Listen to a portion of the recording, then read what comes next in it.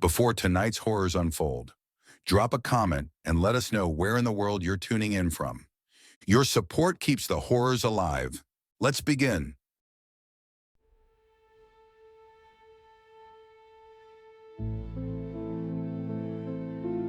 Sebastian woke up to the sound of a loud and repeated banging on his bedroom door.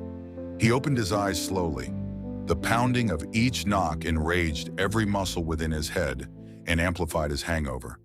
He groaned to himself as he was in the process of sitting upright in his bed to find he'd fallen asleep wearing the gray sweat jacket, jeans, and white shoes that had been worn the day before, and shook his head at the sight of himself. He grabbed his head and groaned louder. His bedroom was small, his twin-sized bed in the corner of the room directly across from his door. He had a computer desk at the far end of his room, just under its window, the screensaver of which ebbing and flowing with different colors throughout the spectrum, and adding to his discomfort in the brief moment he stared over at it. The rolling chair he always had by it was straight ahead of him, closer to his bed, the seat of which piled with white, empty beer cans. He swallowed, and with his bone-dry mouth, it was incredibly painful to do so. The banging on his door hadn't slowed or reduced in volume at all. His voice was deep and scratchy, the latter because he was parched.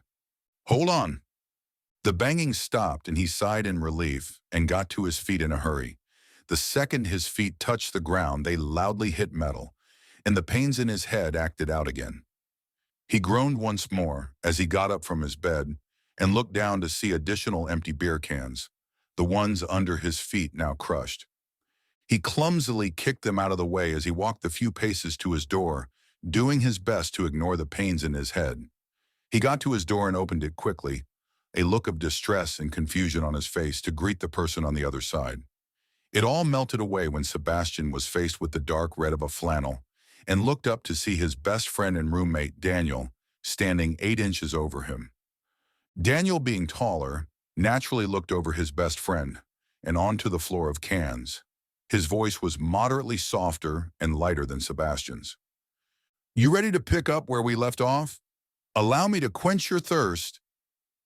As Daniel said this, he pulled up a 6-pack of beer cans of the same brand held by thin plastic rings and separated one from the rest and extended it to Sebastian.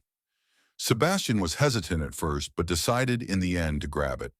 And as he cleared his doorway for Daniel, he cracked it open and chugged it, walked to and sat on the edge of his bed, still drinking the beer.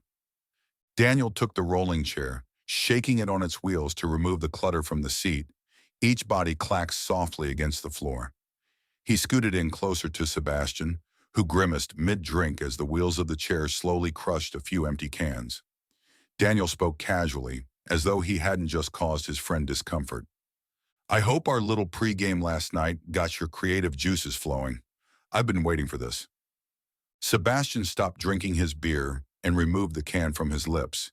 He asked timidly, "What do you mean?" Daniel squinted and smirked in disbelief. "Don't pull that shit on me like you don't know. If that's the ghosts of all these beers talking, I'll let it slide." Sebastian said nothing, and when it stayed that way, Daniel continued, "Come on, bro. You do have a story for me, right? Like you said you would? And you promised you'd make me a part of it this time." Sebastian raised his brow and asked, "Is that all you want, to hear yourself be planted into a story?" "Hey, I said your tiny ass was clever. I never said the stories were good. I'm just what you need, as long as you mention my eyes. Those are my best features, as you know." Sebastian timidly laughed as he took another sip of his beer, took a moment to collect himself, and replied, "I guess I could have a story ready right now, and it would technically have you in it. But first, you need to answer a question I have." Daniel was surprised by this, but nodded in approval at the request, and took a beer from the remaining 5, cracking it open. He replied in an intrigued tone, "I guess, shoot. You remember the day we became friends, yeah?" Daniel scoffed, "Of course I do, man. And don't take that as a compliment, because it's not. You were a loser." Sebastian perked up and laughed at that statement, and Daniel did the same. Sebastian initiated the reminiscence. "We had the same class in 2nd grade, but we weren't friends yet. and we never actually paid attention to each other until the incident with. Daniel nodded in agreement and picked up where Sebastian left off, despite not seeing the point in it. Freaking Connor. Yeah, man, he used to bully the crap out of you, and no one ever did anything. 'Cause like I said, you were a goddamn loser. Snitching only made it worse for me. That's what I'd done to upset him that day at lunch. I'll never forget what happened. Connor got ballsy, went over to your desk and snapped your pencil straight from your hand as you were taking notes, while that bitch Ms. Santana was writing on the chalkboard. Sebastian picked up. The fact she had her back turned was the only reason I was brave enough to do anything back at all. You did something all right. As Connor turned to walk away, you burst from your chair, reached out, grabbed his head, and Daniel and Sebastian yelled in unison, "Bam! Wham!" Sebastian proceeded to take a sip from his beer, while Daniel laughed and said, "Bro, his head hit the edge of your desk so hard he collapsed, and then screamed, with a big-ass mark across his forehead. Ms. Santana turned around real quick, and you scared the crap out of all the other kids with your quiet-ass snapping like that. Ms. Santana definitely gave me an earful outside. Believe me, man, I know. We were on the other side of the door eavesdropping. You know that. And I'll never forget the story you told her about why you did it. You told her." Daniel paused to chuckle and shake his head, and Sebastian picked up where he left off. "I told her Connor had gotten amnesia at recess earlier from a dodgeball to the face, and that I was trying to reverse it. It's the least I could do for my friend Connor," you said, "so we can play together again." Daniel and Sebastian laughed together. Sebastian continued, "Yeah, she was livid for sure, but in the end, she just sent me to the principal's office. And when you came back into class to get your stuff, I was there right next to the door and said to you, 'That's some story you just told out there.' And you looked me right in the eyes with that shit-eating grin on your face and told me, 'You think so? Well, you should hear some of my other ones.'" Sebastian laughed. Daniel cocked his head in confusion. "See, I remember you saying instead, 'Yeah, well, there are plenty more where that came from, but I guess that part doesn't matter. You told me those stories all right, and never got tired of telling when I asked for them. As we got older, your stories got better as you got smarter. Eventually, the stories didn't even matter. We were best friends without them.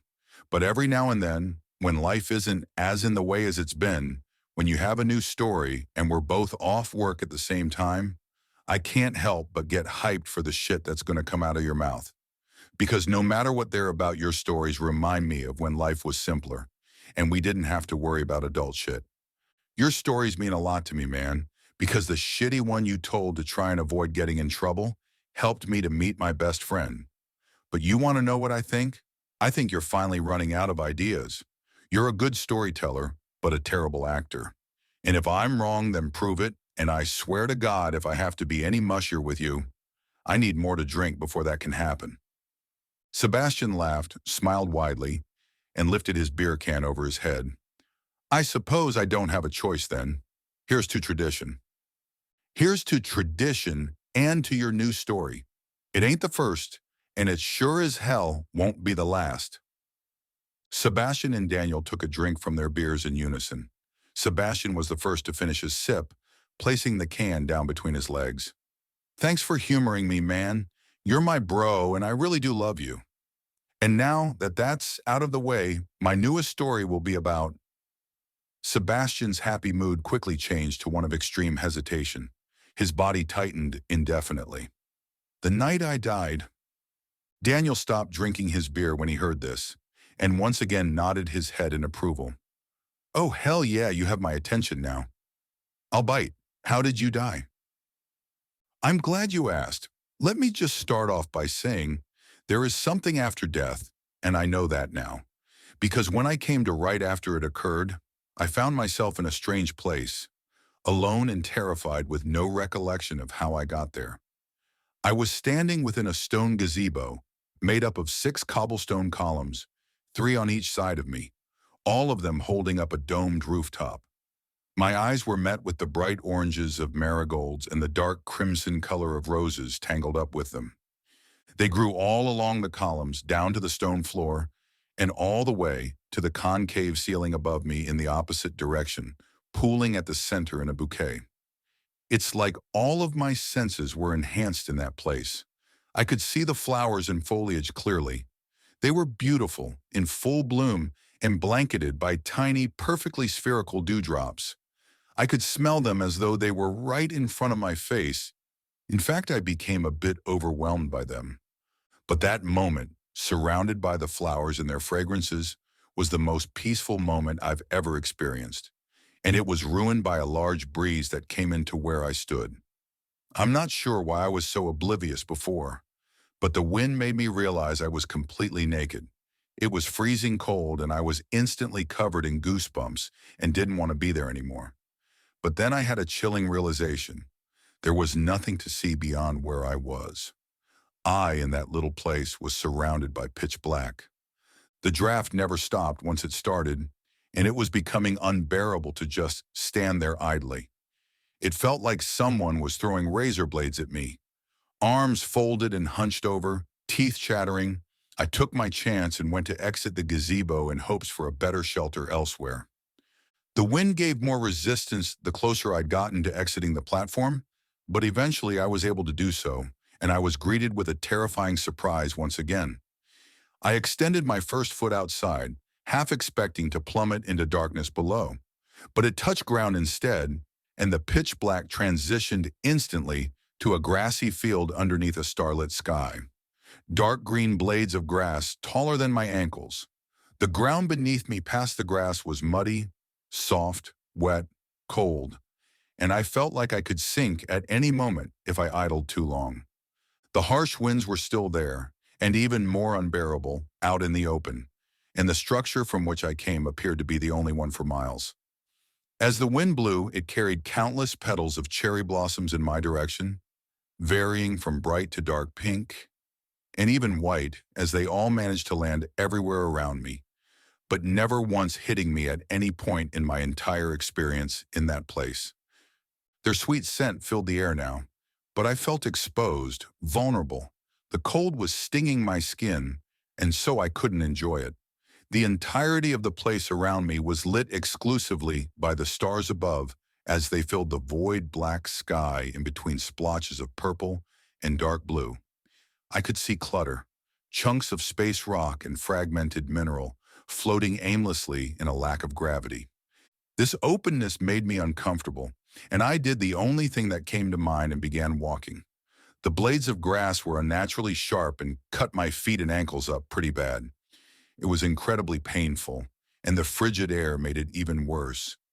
I left a trail of blood as I walked, staining the grass red behind me. I figured moving in the cold was better than just standing still in it, so I didn't stop no matter how badly I wanted to. I had no clear destination, and I'll admit, the walk took so long, feeling like hours, days, maybe even years. I'm honestly not sure anymore as I look back on it now. But I kept walking as though something beyond my own motives were driving me. I was gradually losing hope of uncovering anything else at all, but thankfully I did. Exhausted and in agony, I eventually arrived at the end of the vast field, and slowly coming into view as I inched closer was a tree that towered over me. It had to have been a few stories tall, and it was so wide I couldn't walk around it even if I wanted to. It was the source of the cherry blossoms, which continued to break away, but there were so much more intact, and they were all in bloom as they danced on their branches in the wind that tried to de-anchor them. There had to have been thousands of branches and maybe tens of thousands of blossoms. Hundreds of thick, gnarled roots all sprouted from the tree's base and were anchored into the ground. The biggest roots arched over and descended into the soil below. The aroma of blossoms was stronger than ever as I approached. Looking back at this whole thing now, it reminds me of the Yggdrasil. After a moment, I began walking closer to the... Hold up. Sebastian, bro, you're doing that fucking thing again, where you talk about shit and act like we're on the same page. You're a smart dude, you know a lot, and more often than not, we are not on the same page. I thought you broke that habit. So what is this, Yggdrasil? Sebastian took a moment to collect himself, breaking eye contact with Daniel, sloshing his beer around its can. The Yggdrasil in Norse mythology is a magical tree that connected all of the universe's realms and the cosmos with its roots and branches. Because it was all connected, the Yggdrasil kept the universe from collapsing in on itself. Uh-huh. Daniel took a sip of his beer. So this tree could do that? Sort of. I'll get to that soon enough. See, I don't care for stuff like that. Nature, beauty, whatever. But I know you like that shit. I'm sure that'd be beautiful for you. Well, that's the thing. That beauty was an incredibly thin facade. In reality, it was incredibly morbid. The blossoms were the only striking quality. Everything else was the opposite. The exterior, just by looking at it, wasn't bark, but decomposing flesh, discolored, soft, and bloated in appearance. And as I got even closer, what smelled like rotted meat, mixed with the fragrant blossoms, increased prominently. I wanted to puke, but never got the chance. All throughout the body of the tree there were these long slits, at least a dozen of them, some longer than others, and they all opened up. Almost all of them revealed large, spherical eyes, not one being the same color or size as another, all frantically moving in different directions, like when someone's in a deep sleep and dreaming, before they all focused in and stared down at me. I turned around and started to run. As I did so, I felt the ground around me trembling, and I turned my head back to see that the thing's roots were freeing themselves. I realized then that they weren't roots, but tendrils, as they swayed all around, filling in the space I was creating. Countless human bones, ribs, femurs, skulls, and more, all of varying size, surfaced as the ground underneath and around this waking monster was disturbed. As the tendrils writhed, spasmed, and whipped the air, the largest and final slit within this thing, vertical along the center of its body, opened up to reveal a row of jagged, vertical, rotted teeth on either side. Its mouth was at least twice as tall as me. I was a significant distance away due to my running, but its breath, warm and putrid, smelling just as rotted as its outside, hit me all the same. No sooner after the mouth opened, it began to move, but no sound escaped. It was when I resumed running in full that I heard it speak. Its voice entered my brain, telepathically, I suppose. But what I do know for sure was that I felt violated. The voice was an unwelcome one, and it shook my brain and my skull and compromised my senses. It spoke in various noises, chirps, clicks, whistles, groans, but all the same I understood it. Somehow. Your arrival was expected, it said, short and simple, in a single voice, yet sounding as though it was composed of several. Its threatening appearance somewhat faded with this remark. It not only caused me to stop running, but even approach the thing a little bit as my curiosity grew. But I never lowered my guard. Though it stopped making those sounds, I saw that its mouth continued to move, and its teeth were gnashing and grinding against each other.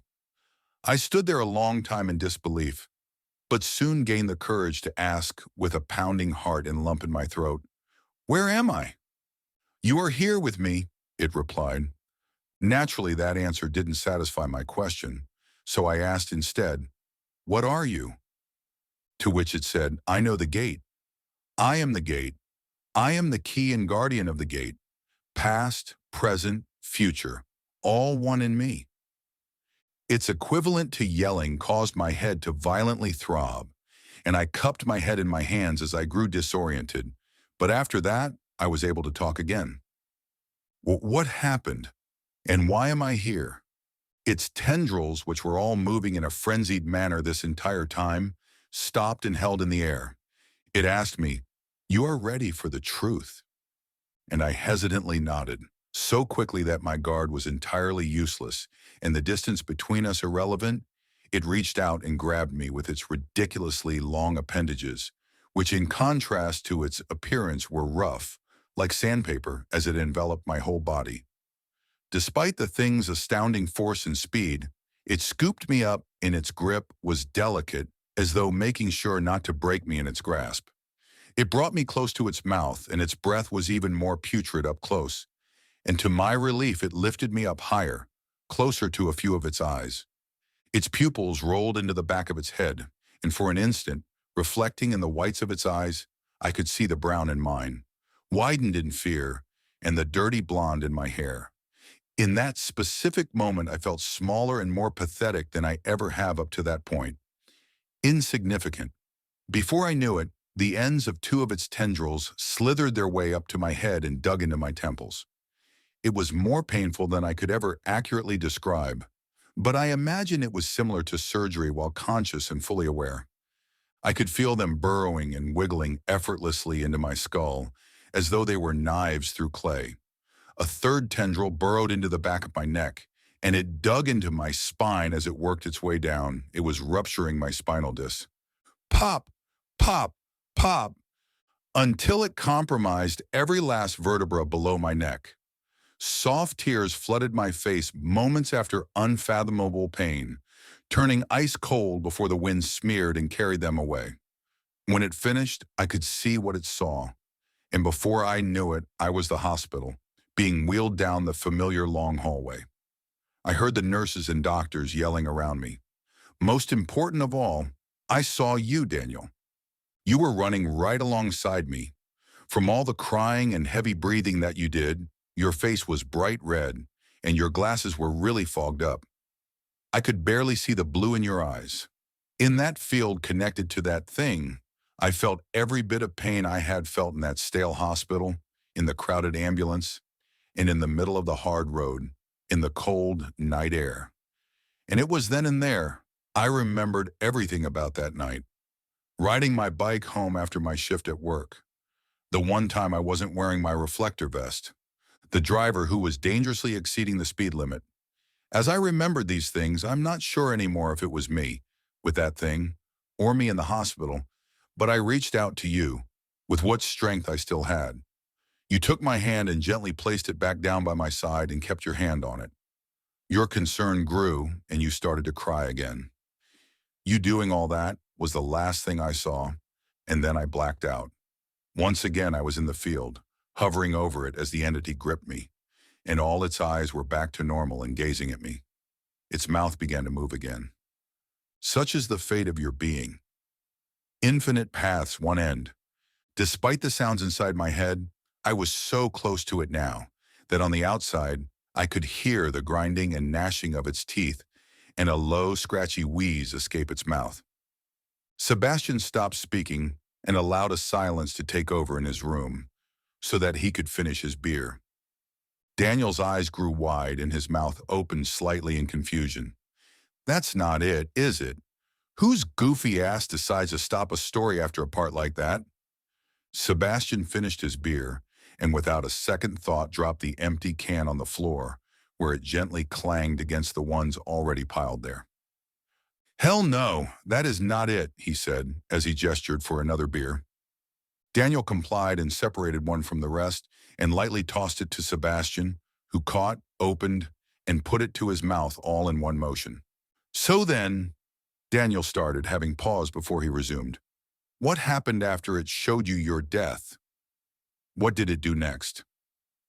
After asking this, Daniel inched closer to the edge of the chair he sat in, and closer to Sebastian, who let out a long sigh after drinking the majority of his new beer in one go. It gave me a choice, he said as he proceeded to clear his throat and wipe his mouth with his sleeve. You shall walk another path, it said to me, and before I knew it, I saw more of what it wanted and allowed me to see. The disbelief and then awe that raced through me was surreal. Like a child at Disney World in Atlantis. There's more of them, out there, more universes, more realities. I saw so many in that instance. As I died in some realities, I was born in others.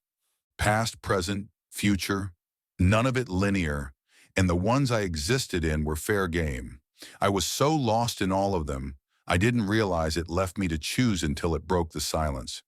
You shall choose another path, to overwrite and claim as your own, such as those before you and those after you, lest your essence fuels the gate for the junctions and its future passages. But Jesus, I didn't know where to begin. What the hell is that supposed to mean? You're telling me you could choose a new life, to be a genius, billionaire, playboy, or all of the above. What's so hard about that? It wasn't that simple when I truly considered it. Every single reality available to me, which I was a part of, was different in some way. Some differences were minor, while some were blatant. Some were harmless, while others were abhorrent. As I was hooked up to that thing, I saw that everything that is possible is reality somewhere. No religion in one reality, a fully unified religious world in another. Some where the Stone Ages last forever, others where scientific utopias have existed from the very start. I still don't see how those are a problem. Then there were the horrible realities, mass murder, mass genocide, and all the evils humans are naturally capable of. The supernatural realities, reanimated corpses, seeping black ooze from their orifices, spreading their filthy toil. Angels, demons, and spirits traversing the earth. Eldritch gods and entities, watching over us, mere ants, waiting for the right time for their reign to continue on their domain, which we're merely borrowing. You know how some people claim to see things, ghosts, demons, aliens, Bigfoots and lake monsters, but others never do in their lifetimes. Or the Mandela effect, where we think something was originally one way and not how it really is? Although the being showing me these things didn't say, I knew that somehow every single reality was connected, and the things they were host to seeped through the cracks into other realities like floods into houses, convoluting everything and each other. I had to be extremely careful and smart about this, so I didn't end up choosing a reality with some ridiculous or dangerous anomaly, or one where I'd be completely out of my element in. But there was another thing I didn't want, to join the abandoned bones below. The walk to the tree being was long and exhausting, and if I interpreted the presence correctly, I was grateful that if another Sebastian or someone else was on their way, that same distance I trekked would give me time to come to a decision, so that wouldn't happen. Daniel puts out a hand to announce his interruption. I don't get it, man.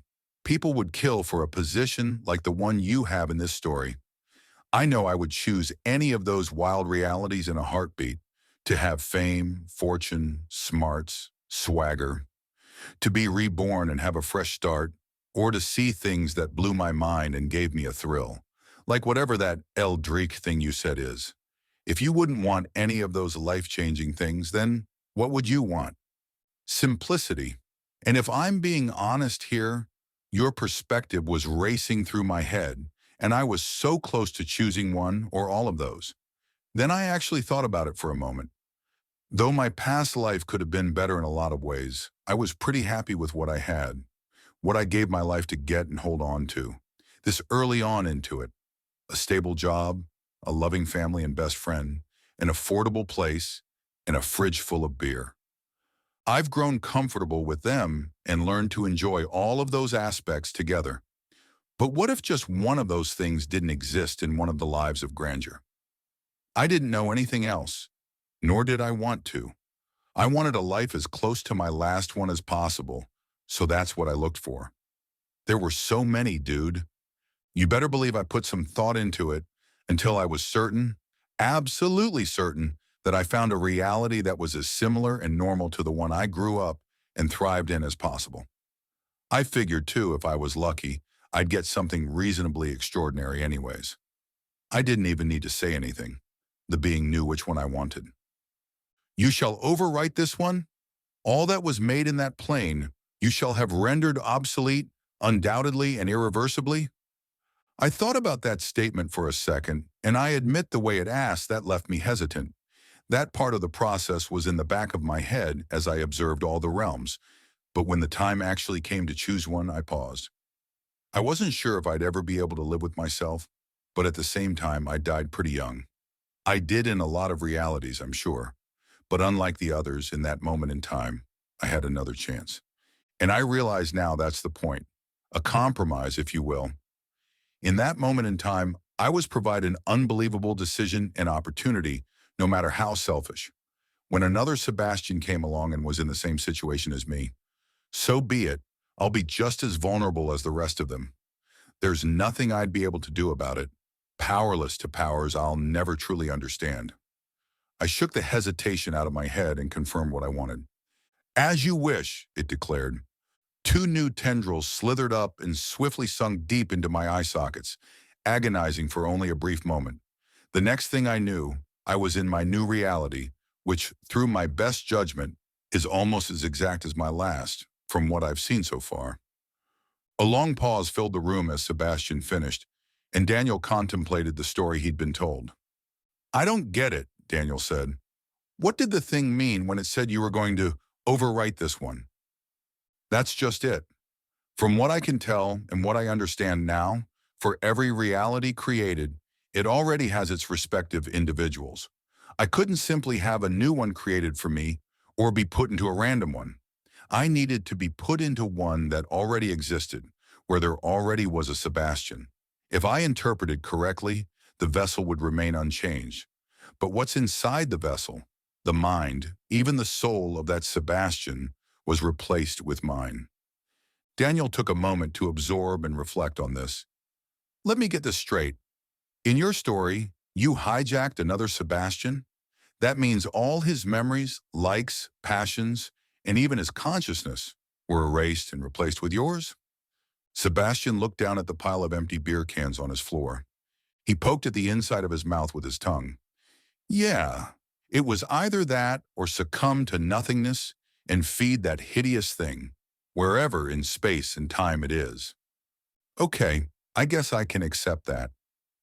But you chose a life just as lame and as simple as your last one, when you could have had something so much more? Sebastian smirks and shrugs his shoulders. You're fucking crazy, or stupid. I would have chosen a life where I was an all-powerful cyborg. Sebastian laughs at Daniel's claim. You know, maybe I am stupid for my choice. After everything, I certainly feel like I've gone batshit insane. Daniel reflected on this for a long moment, then responded with a hesitant tone. Now, you're done with your story? Now I'm done. As Sebastian downed the rest of his beer and dropped the can to the floor, his gaze slowly shifted to Daniel's, who let out a long, exacerbated whistle and got up from his seat, breaking eye contact from Sebastian. Jesus, man, he said and looked down at the empty cans before raising his head back up and asking another question. So, in this story, does everyone eventually end up in that place? Could anybody choose a life they'd want to live that they never did if that's supposed to be the afterlife or purgatory or something? Would there be a limit to how many times one person could cycle through different places? I don't see why not. Those bones underneath that being had to belong to others at some point. Maybe they were just other Sebastians, but I doubt it. I doubt I'll ever know, though. Based on what we're taught and the little we know, the universe is a big place, and the surface isn't even scratched. But there's no way I'm that special, that I'm the only one who would ever experience something like that. There's no way. As for your last question, all I can say is that for an answer to be obtained, that's something we'd certainly have to figure out ourselves firsthand. Daniel paused for a moment and then laughed, before chugging the rest of his beer. He threw the empty can with the rest and proceeded to clap loudly, apathetic to his Sebastian's hangover as he tried to play off a grimace. There is no contest, Daniel says, dividing the rest of his statement with several claps before it resumes. Out of the rest of them, ever, this is by far your best story.